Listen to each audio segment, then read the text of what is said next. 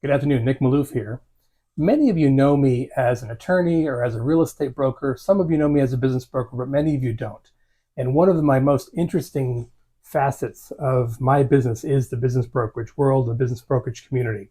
I was a business broker many, many years ago back in law school, and I am very proud today to be a business broker for Murphy Business and Financial here in Northern California. With me today is one of our newest business brokers, Terry Watts.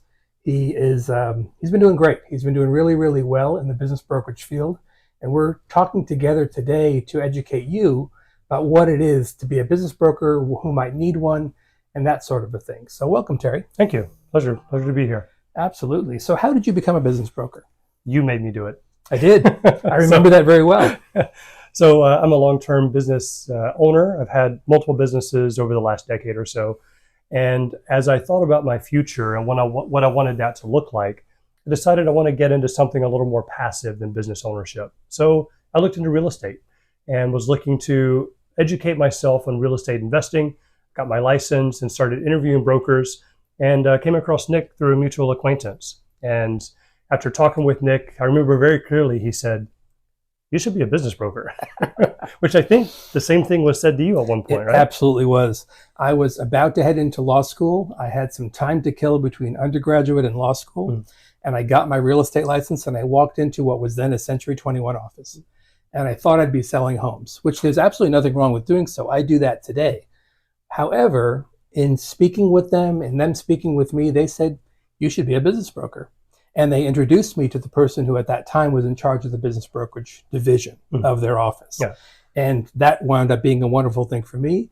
And it seems like it's been a wonderful thing for you too. It's been a great thing. I love being a business broker, working with entrepreneurs, working with business owners, working with people who want to get there. So it's been wonderful.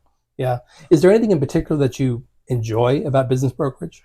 There is. I mean, one, I'm a business guy. So business people like to talk to business people. Right. It's a different world. It's a different mindset. Yeah. So I enjoy that part of it. But I particularly enjoy helping people move to the next stage in their life. Mm-hmm. So whether that be somebody who's looking to retire after 20 or 30 years in their business, or what I really enjoy is new people coming into business.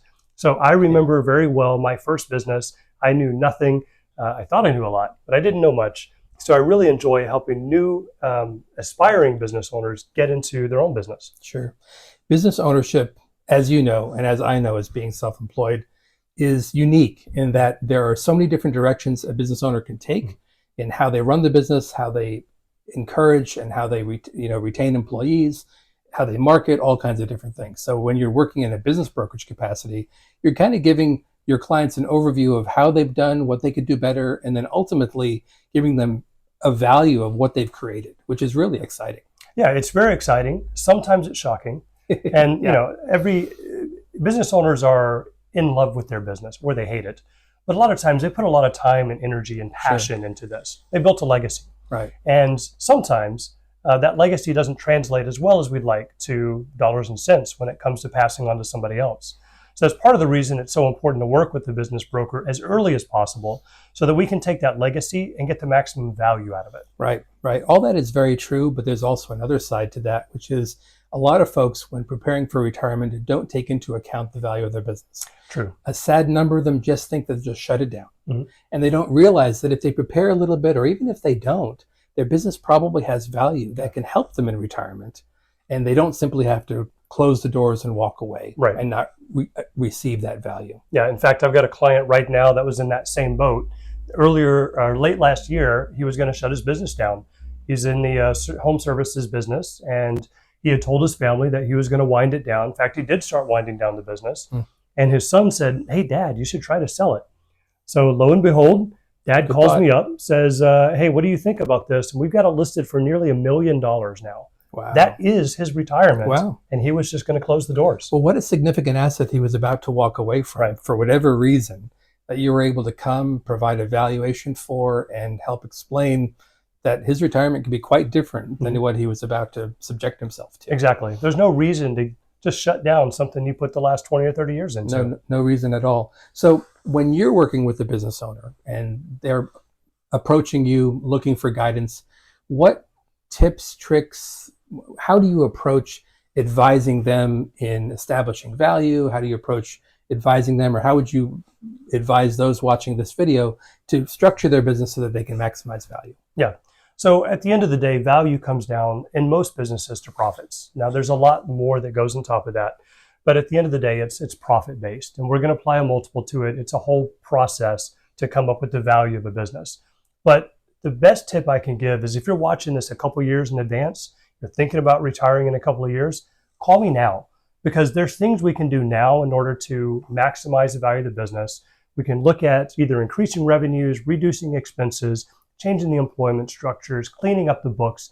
All of those are going to serve to increase the value of a business and make it more desirable to the person who may be looking to buy your business. Sure, really, really good advice. And not to get too much into the weeds, but when you help sell a business and you help get a business financed for the buyer that you find, that lender is looking at 3 years worth of financials, Right. Maybe a little bit more, but generally not much less.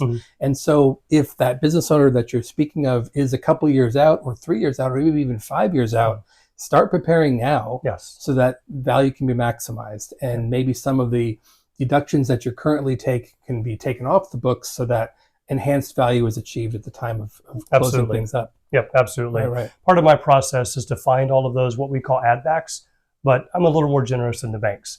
So we do, if we have time, want to clean those up so that everything added back is going to be the same things the banks will accept. And sometimes the buyers are more generous than the banks too. They understand how a business could or should be operated, and they understand the wiggle room that's afforded a business owner when they're dealing with their books and records. Not to say that anything illegal is going on, but there are certain liberties that a business owner has that most take advantage of, which I think is to be expected. Yeah, and that's part of the reason that we get into business, because we have the flexibility to set our own hours, to hire our own people, and to run our books. So it's a wonderful industry to be in. I love being a business broker. Yeah. So yeah. And it should be said that business brokerage, in the context we're talking about, you've mentioned that a lot of value is driven essentially by the profitability of the company. That is for really Main Street business brokerage, Main Street, yes. Right? I mean, there are plenty of companies that go to market on the NASDAQ or otherwise where there are no profits yet, and yet they trade for not even multiples. The multiples of zero is zero. They trade for high numbers despite that. We're not. Our focus is not those kinds of companies. Our focus is the smaller companies that are typically financeable for the Small Business Administration, generally 7-8 million and down, and could be way down, could be rather fairly low transaction price, but that's the range we're talking about, and those are very, very much profit based. So exactly. Yep. Right. Well, really good speaking with you, Terry. Thank you so much. Likewise, I appreciate it. Absolutely. So if any of you have any desire to speak with me or Terry in regard to business brokerage matters, the different areas of the law that I help with in terms of business and real estate transactions, or something maybe commercial or residential real estate related, these are all things that we do. And I've got great people like Terry to help with all the different facets. So thank you so much for watching. Yeah, thank you all.